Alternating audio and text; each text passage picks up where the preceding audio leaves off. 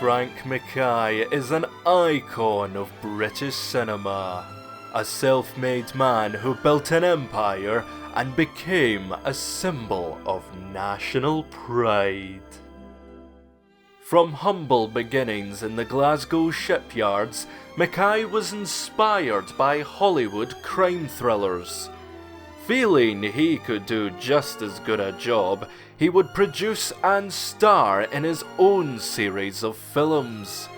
Known for their gripping action, eccentric characters, and inappropriately young love interests.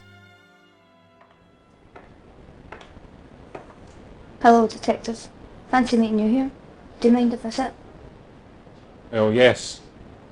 You know Billy was a lucky man to have a specimen like you. You're a beautiful woman. Why didn't you say that in the first place? You're a beautiful woman. Why, thank you. There were a lot of actors and performers of the period who, because of the decline of vaudeville, suddenly had nowhere to go. Frank McKay came onto the scene and basically exploited these people. He knew they had nowhere else to go, and with a man of his character was a recipe for sheer terror. Mr. McKay had a number of psychological and physical health ailments. As his films grew more successful and he tightened his control of them creatively, he began to incorporate more of his real-life issues into the characters he played, who, out of sheer egotism, he gave his own name to. I'm Frank McKay. Whether this was a cry for help or some bizarre mirror for McKay to try and deal with his own problems is unclear.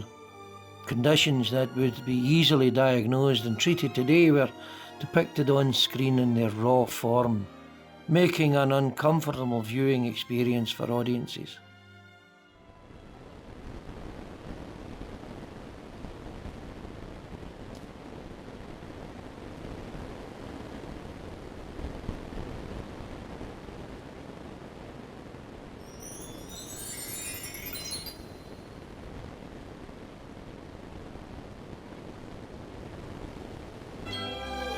McKay's films were lauded for their challenging subject matter or hated, and the man himself expressed many of his deepest feelings on screen. Some saw McKay's work as a commentary on society, a resentment of the status quo. Others were confused by McKay's bizarre writing, which often portrayed him unable to perform basic tasks.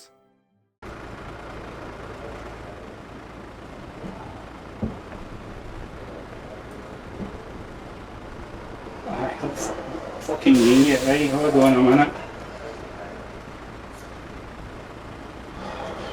Fuck off, you bastard. However, much like Lorraine Kelly, Frank McKay is bigger than Frank McKay. Just as memorable as he was his rogues gallery of villains, such as the one featured in this extended clip of classic film, The Whiff of Death.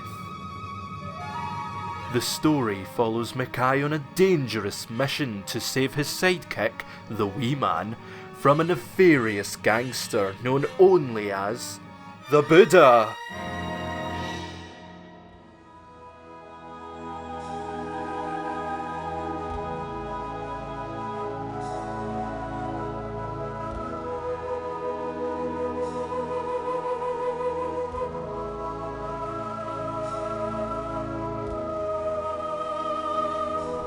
Now I've got to play the waiting game.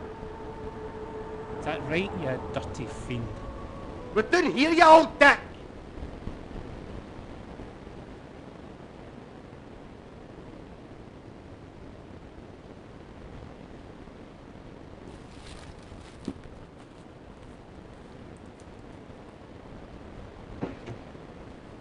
You unarmed? Of course I am. Bloody liberal gun laws means I can't carry a weapon in broad daylight. That's why I chose a life of crime.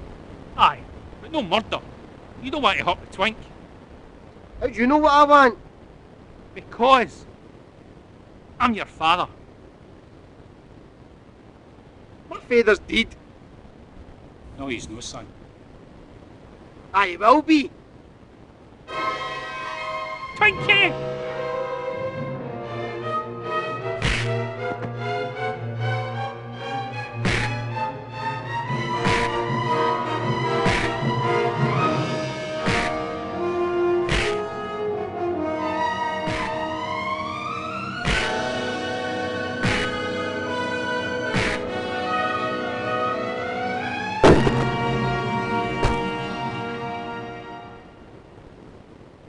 Not so fast, Big Buddha. Wee man, listen to me. Why should I? You didn't listen to those bankers you robbed of their hard-earned money. Wee man, join me. There is room in the Buddha's empire for a wee guy like you. With our combined strengths, we could end this destructive conflict and bring order to Glasgow.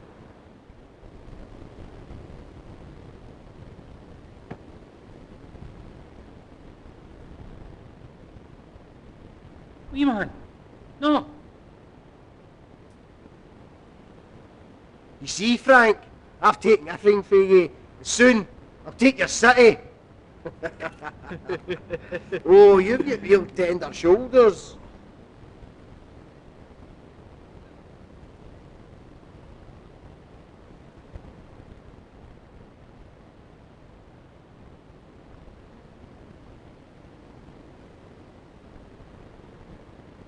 Ah!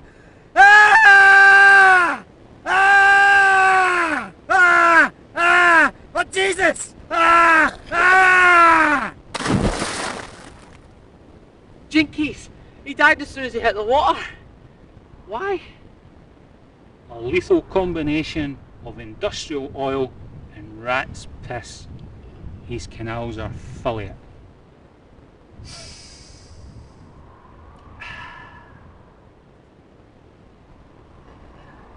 I think I'm gonna be sick, Frank.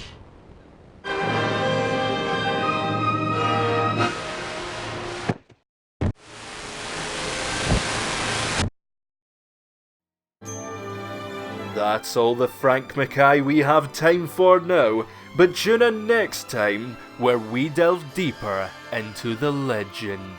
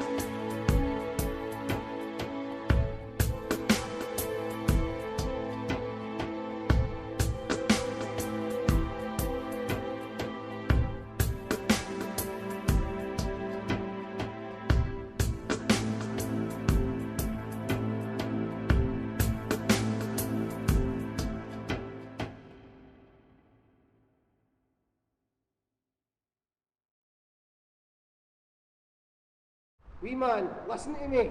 No, fuck, I keep forgetting my line.